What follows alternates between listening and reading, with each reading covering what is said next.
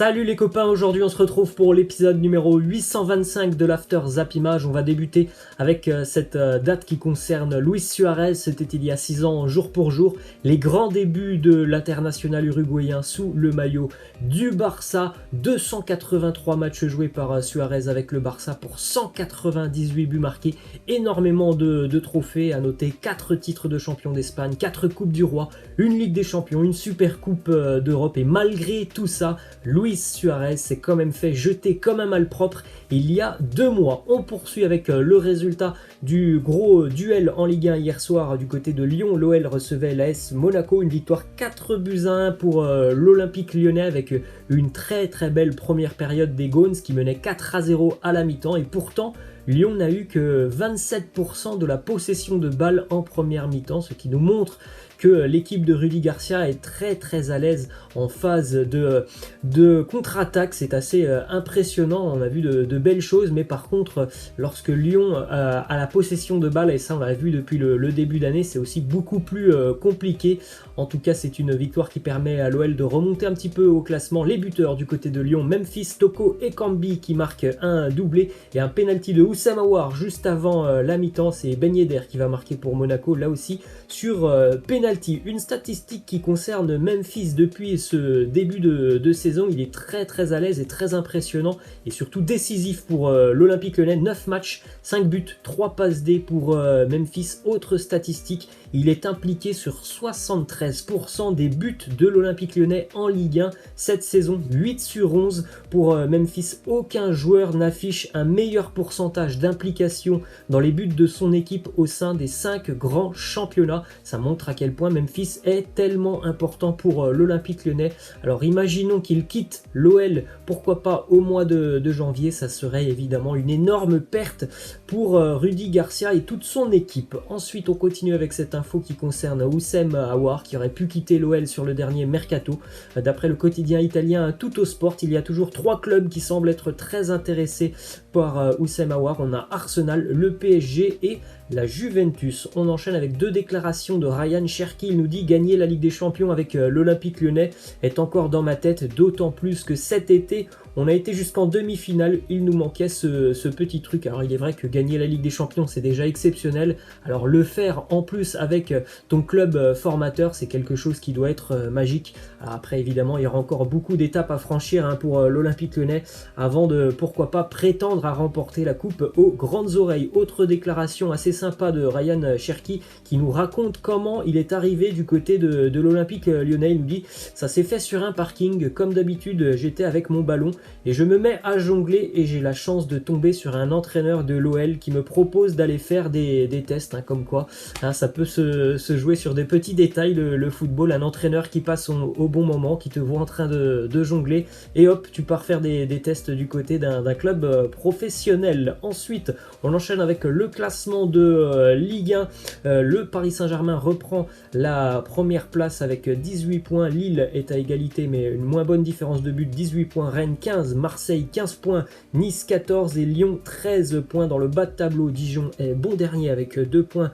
Aucune victoire. Reims a ouvert son compteur de victoire hier, tout comme Strasbourg qui est barragiste. Ensuite on enchaîne avec le duel donc entre Nice et Lille hier, 2 équipes qui sont en Europa League. Ça se termine sur un score de 1 partout. Encore une fois on a vu des Lillois très costauds, toujours aucune défaite pour les nordistes depuis le début de saison. On poursuit avec la belle image pour Jimmy Briand qui pose hier avec tous ses coéquipiers du côté de Bordeaux. Jimmy Briand qui a permis à Bordeaux de s'imposer face à Nîmes 2-0. Il a marqué sur penalty, c'était le 100e but de sa carrière en Ligue 1 à Jimmy Briand. Bravo à lui, une très belle carrière pour lui qui a connu aussi des expériences à l'étranger. 100e but, il en a marqué du côté de Rennes, du côté de Lyon, du côté de Guingamp et puis hier le 100e avec les Girondins de Bordeaux. On poursuit avec cette image de présentation du vestiaire des Girondins de Bordeaux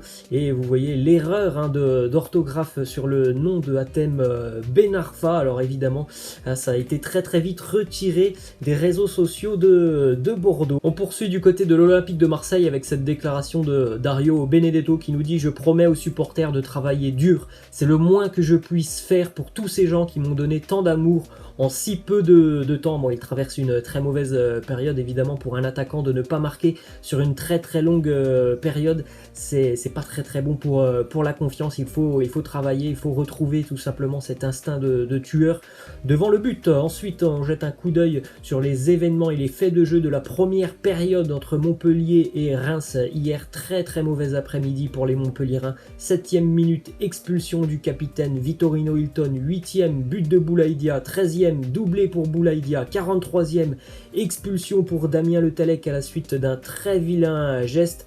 Montpellier a tout simplement coulé hier face à Reims en terminant cette rencontre à 9 contre 11. Ensuite, les statistiques pour Habib Diallo qui a permis à Strasbourg d'engranger ses 3 premiers points, en tout cas sa première victoire hier du côté de Brest. À lui qui est arrivé de Metz il y a un mois, ça fait 2 matchs avec le Racing et déjà 2 buts. Direction Barcelone maintenant avec une déclaration de Samuel Umtiti qui nous parle de l'Olympique Lyonnais et des rumeurs sur la période de mercato. Il nous dit: Lyon c'est mon club, ma ville, c'est eux qui m'ont offert la possibilité d'être vu en Europe par des clubs comme le Barça ou même par l'équipe de France. Il y a eu des discussions rapides cet été mais jamais quelque chose de concret. Ensuite, une info qui concerne Philippe Coutinho. Malheureusement c'est une mauvaise nouvelle, l'international brésilien est blessé au niveau de la cuisse. Pour le moment, la durée de son indisponibilité n'est pas connue. Une déclaration de Pascal Dupraz, l'entraîneur du Stade Malherbe de Caen,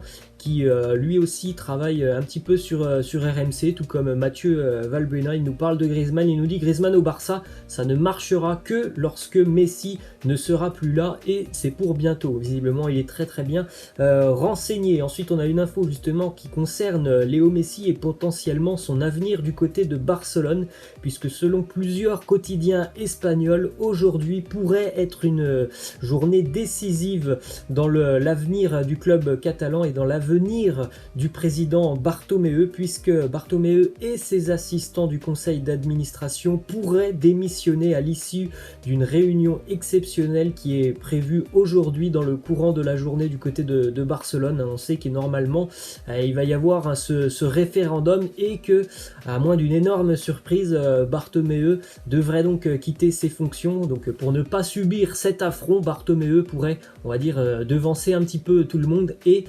proposer donc sa démission. On suivra tout ça attentivement au cours de la journée. On enchaîne avec cette statistique qui concerne Karim Benzema sur les classicos qui sont joués au Camp Nou. Il est devenu à égalité avec Guardiola le joueur qui délivre le plus de passes décisives sur le terrain du Barça, avec 6 passes D sur les 25 dernières années quand même, donc c'est assez impressionnant. Le français devance par exemple Lionel Messi, Xavi ou encore Andrés Iniesta. Résultat pour la Real Sociedad qui s'impose hier 4-1 face à Huesca. La Real Sociedad est leader de Liga, meilleure attaque de Liga, encore un doublé pour Oyarzabal hier, un but aussi pour Isaac et Porto. La Real Sociedad est l'une des rares équipes en Europe cette semaine qui a fait 3 victoires, parce qu'ils ont aussi joué en Europa League. On a vu qu'il y avait beaucoup d'équipes qui avaient eu des problèmes sur les journées de championnat après des matchs de Coupe d'Europe. Ce n'est pas le cas de la Real Sociedad. Déjà 4 victoires cette année en Liga,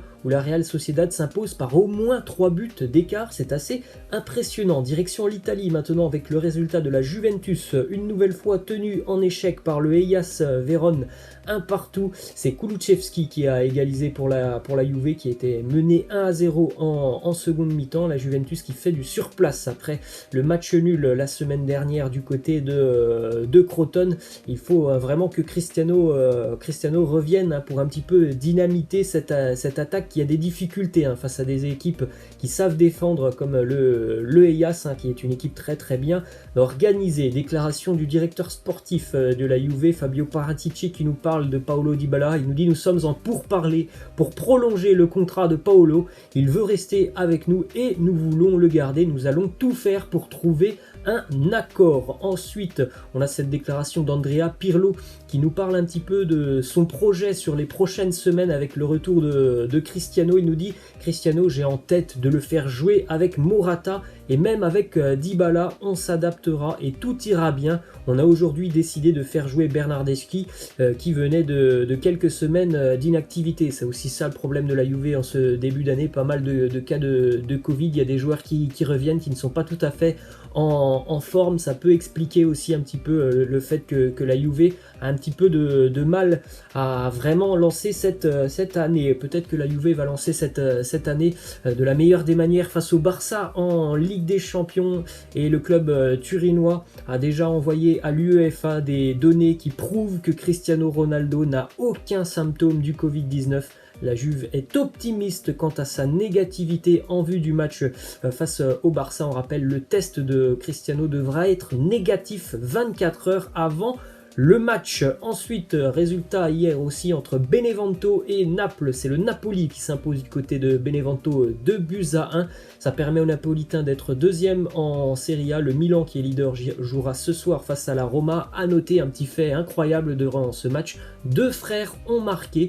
Les frères Insigne. Lorenzo a évidemment marqué pour le Napoli, et c'est Roberto, son frère, qui a marqué pour le Benevento. C'était d'ailleurs son premier but en Serie A à Roberto Insigne. On prend la direction de l'Angleterre maintenant avec cette petite statistique. Après 6 journées de Première Ligue, toutes les équipes de PL ont connu au moins une défaite. C'est assez incroyable quand on sait que déjà depuis quelques années, soit Liverpool, soit en général Manchester City allaient très loin dans le championnat avant de connaître leur première défaite. L'année dernière, je crois que Liverpool, c'était, je sais plus, c'était à Watford à peu près à la 27e journée, quelque chose comme ça. Et bien cette année, 6 journées, déjà tout le monde a perdu un match en Première Ligue. Ensuite, direction les Pays-Bas avec la très belle initiative du club d'Heerenveen. Le club de Redivisie a placé 15 000 nounours dans ses tribunes lors d'un match de championnat ce week-end pour soutenir les enfants néerlandais atteints du cancer.